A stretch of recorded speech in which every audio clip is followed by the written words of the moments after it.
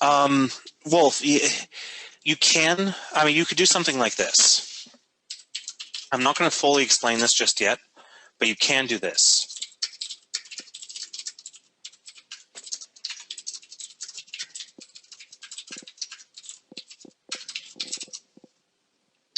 What this is saying is create a variable called gun named gun, or create a variable of type gun named gun.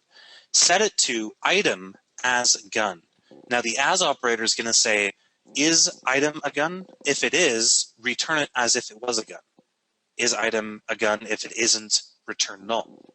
So then on line 96 here, I say if gun is not null, if this conversion was possible, then now that I have this object inside of a gun variable instead of an item variable, remember, item and gun at this point contain the same object.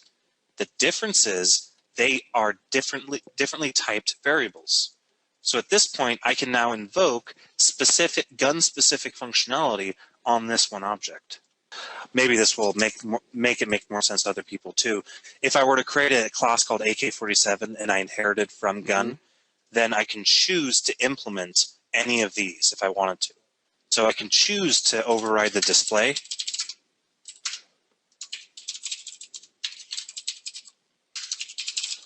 If I wanted to. Now remember, I still need to make a constructor with the base, and I'll just pass in AK-47.